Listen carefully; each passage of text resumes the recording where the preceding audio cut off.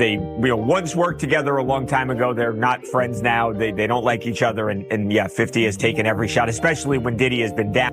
With the series, with the film. I mean, I think the intention is to give a more full-bodied experience to what happened, from the people that agreed to sit down and to participate. And I feel like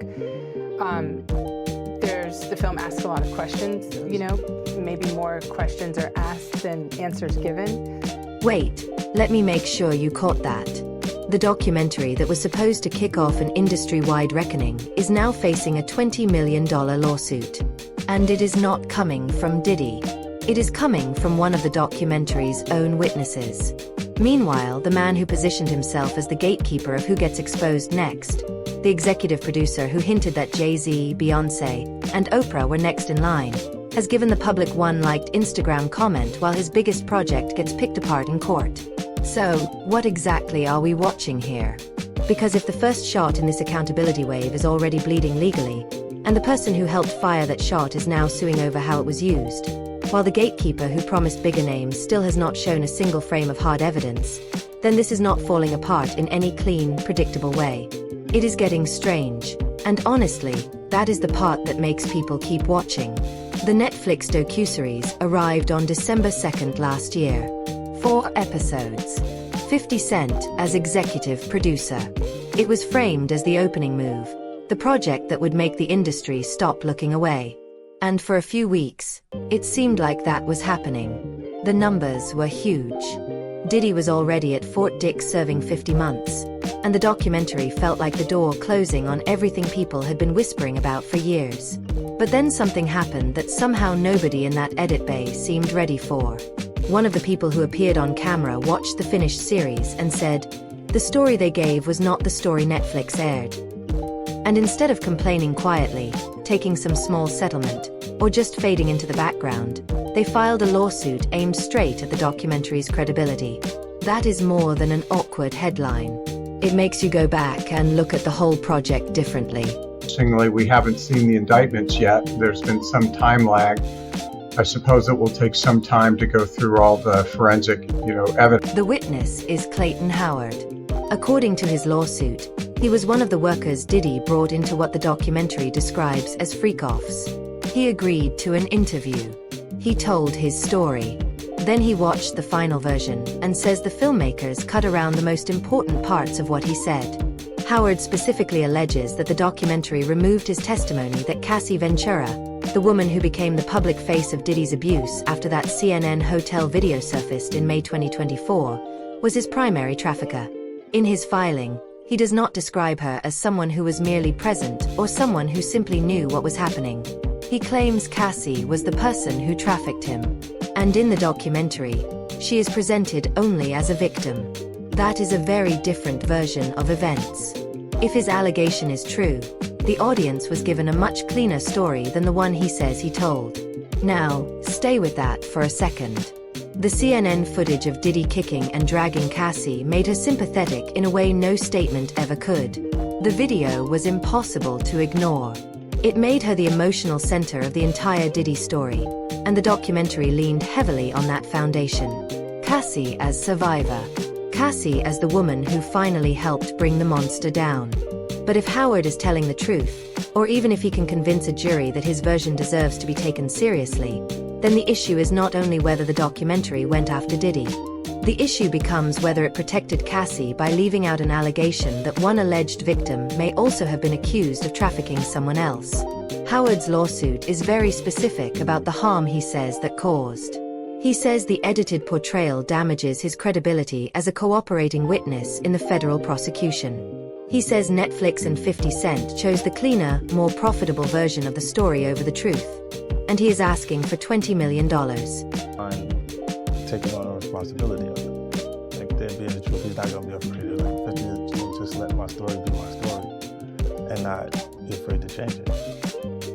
But there are also some people that feel or want to know, how do you respond to people who say that it's more about the disdain that you have for Sean Combs than it is for giving the big... The next part makes the situation harder to explain.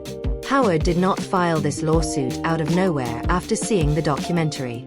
He had already sued Ventura and Diddy separately in June 2025. So, this is not some random person appearing only after the series became a hit. He had already entered the legal system, made claims, and put his name on filings. That means the documentary's eventual defense, whatever it becomes, will have to deal with a very simple question. Why was his testimony about Cassie left out? Was that an editorial choice? Was it a legal calculation? Or did someone decide the story played better if Cassie remained a purely sympathetic figure, even if that meant leaving out a major part of what a witness says he told them?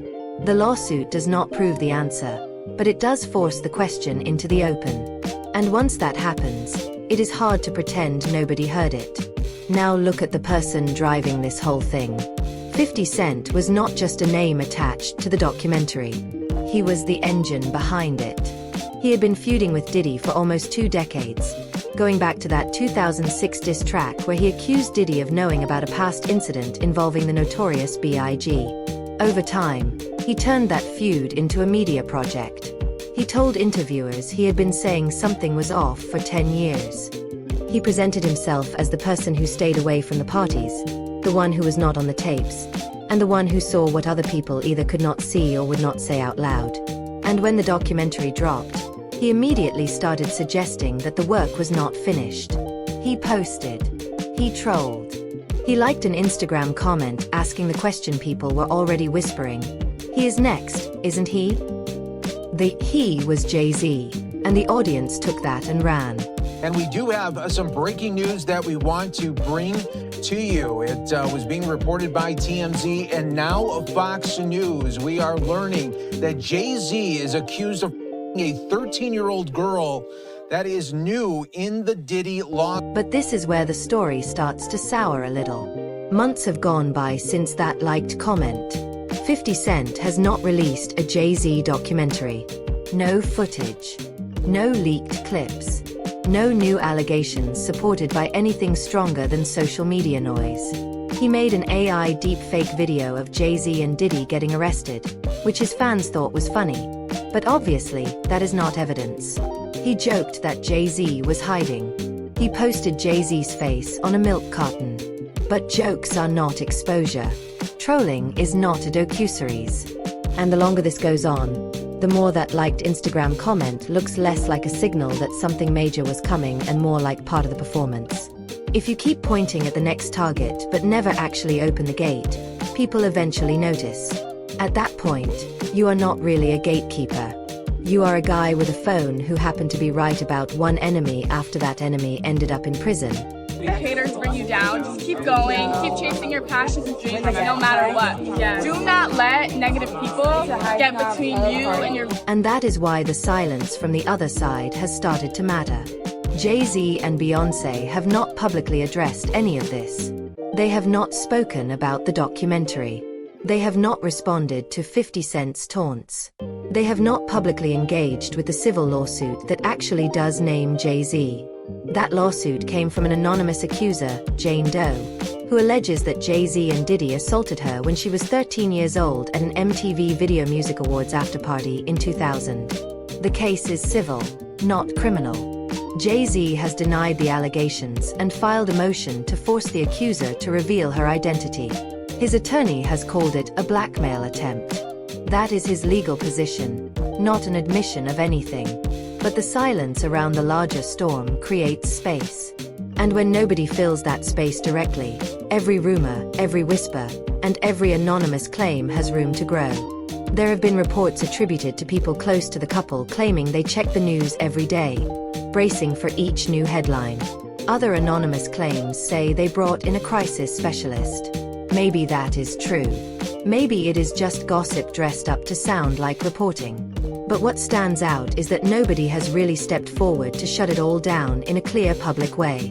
Nobody is coming out and saying plainly that the whole thing is nonsense.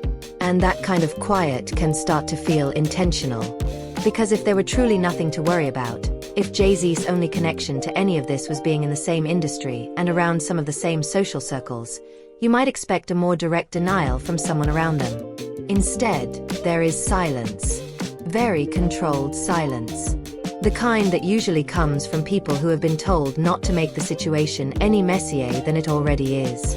People gonna believe what they want to believe anyway, so, I mean, why waste my time? And sometimes you respond to something that brings way more attention to it, too. That too, and it's just, it goes into another space, and then you just like, oh, y'all not listening? So, where does that leave the documentary that was supposed to launch the wave? In a rough legal spot. One of its own witnesses says it protected someone he accused of trafficking him. 50 Cent, the gatekeeper who hinted that more was coming, still has not produced a real piece of evidence against the bigger names he teased. And the people everyone thought might be next have not been forced to say anything at all. The machine is not operating the way it was sold to the audience. The first phase may already be damaged. The second phase may never have been there in the first place. And for now, people keep coming back to the same question. Were we watching the start of a real reckoning, or just a very expensive Netflix spectacle led by a man who hit one target and then came up empty everywhere else? Put the documentary aside for a minute. Put aside the lawsuit, the editing dispute, the liked comment, all of it. Because none of that matters if the man at the center of this story does not stay where he is supposed to stay. Diddy is at Fort Dix right now with a 50-month sentence hanging over him. But there is one part a lot of headlines moved past too quickly. The jury acquitted him on racketeering conspiracy. They acquitted him on trafficking by force. The charges that could have kept him locked up for decades did not hold. And now his lawyers are in front of the Second Circuit, arguing that the judge got it wrong and that his sentence relied on conduct the jury had already rejected. That is not just a prisoner complaining about the outcome. That is an active appeal, and it has enough legal substance that people should be paying attention. So, while everyone has been watching the documentary fall apart in public, Diddy has been working a different angle quietly through the courts. As far as, is he going to turn people in? Is he going to cooperate? If the federal government wants him to cooperate, and they're going to cut his time, because right now he's looking at 15 to life. With all the charges he won't get out till 70 years old. He about 70. That's when they start talking about letting him come to a halfway house. Now look at what happens if that appeal actually lands. The documentary that was supposed to feel like the final word suddenly becomes a snapshot of one moment, not the ending. And the same streaming numbers that once looked like a reckoning start to look like a temporary spike in attention. The appeal is not some internet theory. It has been filed. It is moving. And the arguments on the table could reduce his time significantly, or possibly send the case back for a new sentencing. That puts the whole story in a different place. Because right now, the public has already closed the book. Diddy is in prison. The documentary wrapped the story up for them. But if the case gets reopened, that neat ending starts to look a lot less secure. There is another piece that did not make the Netflix cut. Back in April, a New York judge tossed Diddy's $100 million defamation suit against NBC Universal. And the reason was brutal. It was not that the documentary was declared fair. It was not that every accusation was proven. The judge said Diddy's reputation had already been destroyed before the documentary even aired. Sit with that for a second. A judge looked at the public record and basically said the damage was already done. For Diddy, that is a terrible ruling. But for documentary makers, bloggers, and anyone else telling stories about him, it is a huge opening. If his reputation is already considered ruined in a legal sense, then suing over bad press becomes much harder. The accuracy bar does not disappear, but the damage argument gets a lot weaker. And that ruling came down while the Netflix documentary was still being made. As I said, never before seen footage of the days leading up to his arrest. Can you just talk a little bit about, was there anything that surprised you from that footage? The footage, well, I mean, I think it's rare to find someone who's being, talked about all over the country. All eyes were on him, so to speak. And it was really interesting to see his last days of freedom. So, what does that mean for the Howard lawsuit? It means Diddy may not be the only person facing a difficult climb in court. If the legal standard becomes, in simple terms, that a damaged reputation is harder to damage further, then Howard has a real obstacle in front of him. Not because his claims do not matter, but because a court could say the documentary did not ruin him if his credibility was already in question before it aired. That is cold legal logic, but it is how these arguments can work. And it is close to the logic that helped protect NBC Universal. The system is not built to decide who sounds most believable on YouTube. It looks at what was already public, what was newly published, and whether the new material actually caused the harm being claimed. A lot of what Howard says about Cassie was not public before the documentary, and that may be where he has an opening. But that opening comes with risk because if the court decides the documentary mostly amplified noise that was already out there, his case becomes much harder. Now, go back to something that happened before all of this. Before the raids, before the arrest, before the documentary was even being whispered about, 50 Cent claimed Jay-Z tried to block him from the 2022 Super Bowl halftime show. He said Roc Nation did not want him there, and he said Eminem refused to perform unless 50 Cent was included.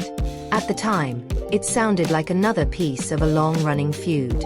Now, it feels more like background. It shows the power dynamic 50 Cent has been pushing against for years. Jay-Z as the person connected to the biggest stages. Jay-Z as someone with the influence to shape major music moments. And 50 Cent, who now casts himself as a gatekeeper of exposure, was almost kept off one of the biggest stages of his career by the very person he keeps hinting could be next. That same week, 50 Cent also took a shot at Beyoncé's Grammys. He said he did not know who was voting, but whoever they were, they must be at her house because she had 30 of them. It was petty, dismissive, and easy to brush off. But when you add it to everything else, it starts to feel more pointed.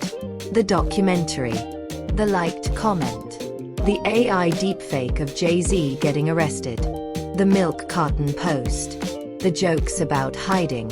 Taken one by one, some of it just looks like trolling. Put together, it becomes a steady stream of disrespect aimed in the same direction. And Jay-Z and Beyoncé have never responded. Not once.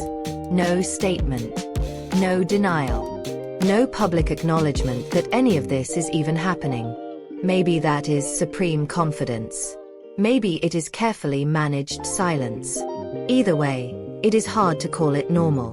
Well, speaking of Brandy and Beyonce, so there were some comments left on a photo of Beyonce, and it was from Brandy's Instagram account. It says, "That's my outfit you down here in.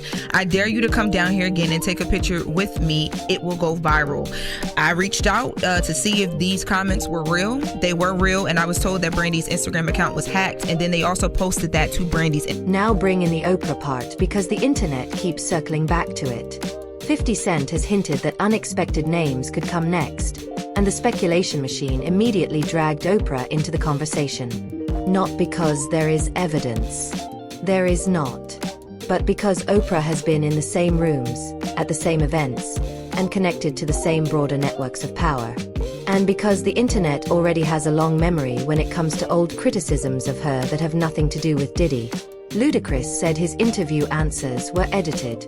Dave Chappelle said his concerns were framed as paranoia. Monique accused Oprah of playing a role in her being sidelined. Taraji P. Henson spoke publicly about being underpaid for The Color Purple. None of that connects Oprah to this documentary, but it feeds into a larger idea people already understand. Powerful figures can shape narratives behind the scenes. So when 50 Cent hints at unexpected names, people do not need evidence to start filling in the blanks. The old associations do that work for them. At this point, the story starts moving beyond one case. The documentary was not treated like ordinary entertainment. It was treated like a test. Could a streaming service backed by a rival producer create the kind of accountability that the courts either could not or had not delivered? So far, the answer is messy. The documentary did its job in the court of public opinion. It got attention. It shaped the conversation. It made people feel like the story had reached a final stage. But the legal system is moving on its own track. The appeal could reduce the sentence. The Howard lawsuit could put the editing choices under a microscope. And the gatekeeper, who hinted he would bring down another wave of targets, has mostly delivered posts, jokes, and insinuations. So, what did the documentary actually change? It changed what people were talking about. But talk does not send anyone to prison. Juries do. And in this case, the jury acquitted on the charges that carried the heaviest weight. People know about this very public, long-standing feud that you've had with Sean Combs. So what brought you to this project? Well, I just want to make really hit television. I like the idea of it being exciting. I picked this project and started working on it about 5 months before I found Alex. And I know that she has the artistic integrity that it would take to make it. That is the uncomfortable part. The public believes Diddy is a predator. The documentary reinforced that belief.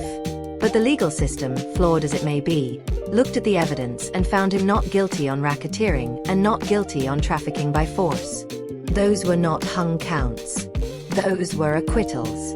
And that is the foundation his appeal is trying to build on. So if Diddy leaves Fort Dix early, or if his sentence gets cut down, the public reaction will probably be outrage. But the legal reaction may be much colder. The system will say it worked the way it was supposed to work. The documentary was never the system. It was entertainment that borrowed the language and mood of justice. So, where does that leave everyone else? Jay-Z and Beyoncé are still silent. The Jane Doe case is still pending, with his motion to force her identity still unresolved. 50 Cent is still posting, still teasing, and still not producing anything concrete. Oprah has not said a word because, from her side, there is no real allegation to answer. The documentary is under pressure.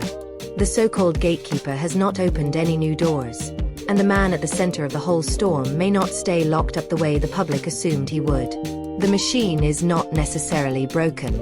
It may just never have been as powerful as it looked. So, what happens to the whole accountability idea if Diddy walks out early? Does 50 Cent finally come forward with something real on Jay-Z? Or does the whole act start to collapse under its own hype? And be honest, do you actually think Oprah is next? Or do you just want the story to go that deep? Drop a comment and tell me where you think this ends up, because right now, the reckoning is starting to look less like a straight line and more like a loop. Catch you in the next one.